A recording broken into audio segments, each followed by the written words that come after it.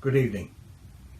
I'd like to tell you a short story before we go into Christmas.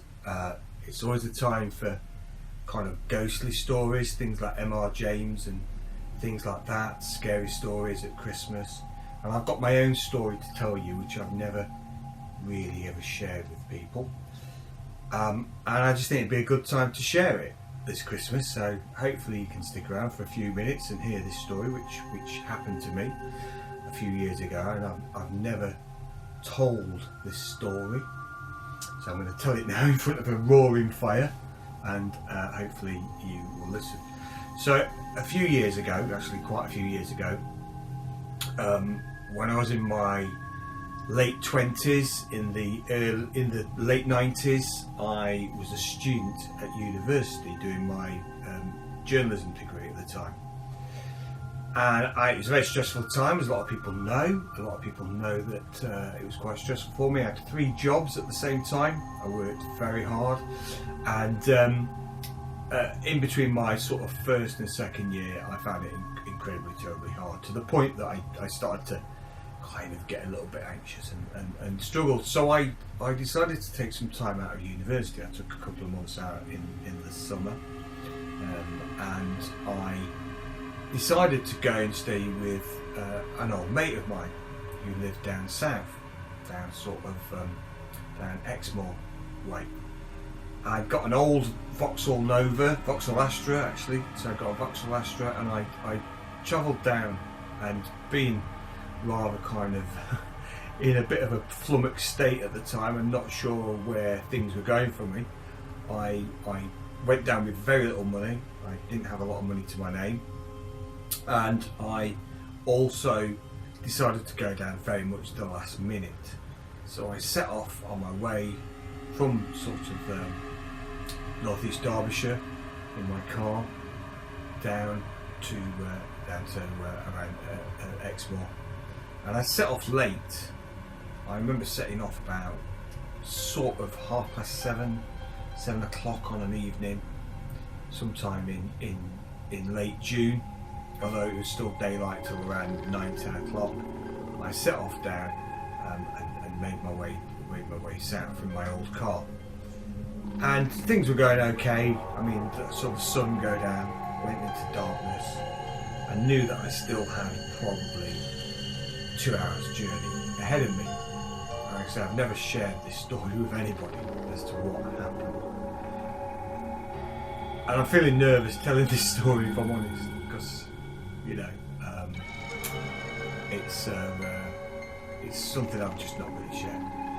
So as I kind of got down to the moors, left the kind of the motorway lights behind me, and left kind of towns and villages, and started to go into pretty much total blackness, total darkness, I started to realise that I was very low on fuel, and I foolishly not stopped at the last petrol station.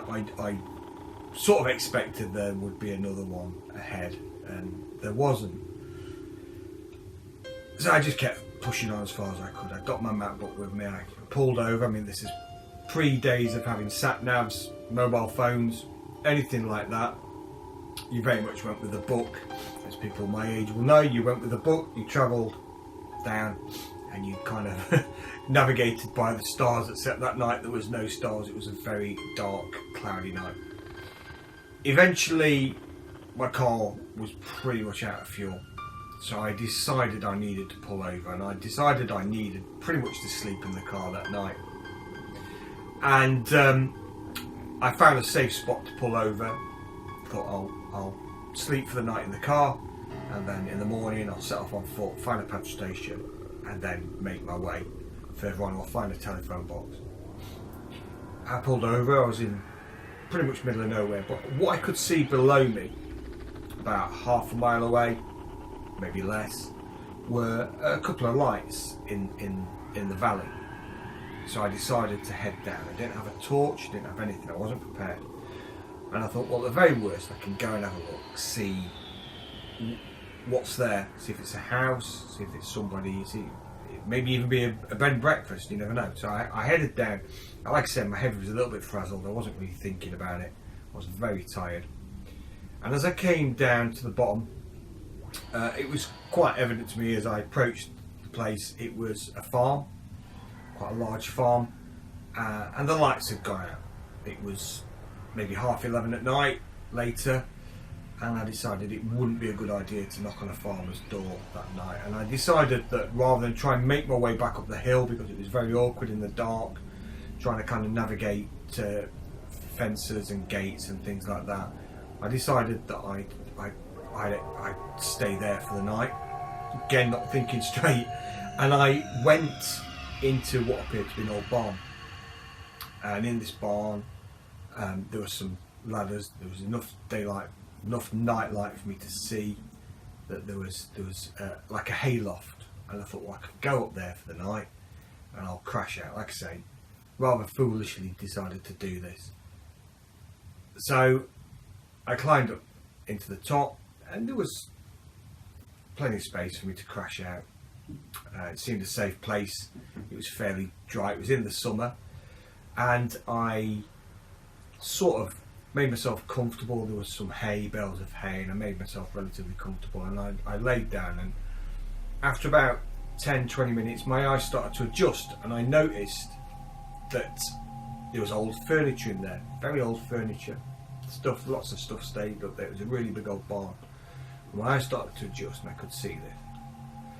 Anyway, I was feeling really tired, so I decided to go to sleep, and I closed my eyes, and I didn't take long. I managed to get off to sleep, and then I was kind of woken, just woke up in the middle of the night. I don't know if it's because I was cold or what, and I think it was probably 2 o'clock in the morning, something like that, and my eyes started to adjust again in the dark, and I could see the furniture. But what I did see, and I'm feeling quite a chill telling you this, to be honest, and you probably think I'm mad, genuinely think I'm mad to say this, but what I saw in front of me, sort of a few meters away, was a little girl,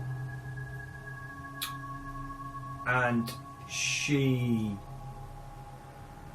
just was standing there silently, and I thought, what's she doing at this time? I was very confused, and I said to her, hello, and she said hello in this very kind of soft voice, like a whisper, and I said, what's your name? And she kind of said something, I didn't really hear it, and I said, well, what's a little girl doing up at this time in the night? And she turned to me and she said, I'm not a little girl, I'm a...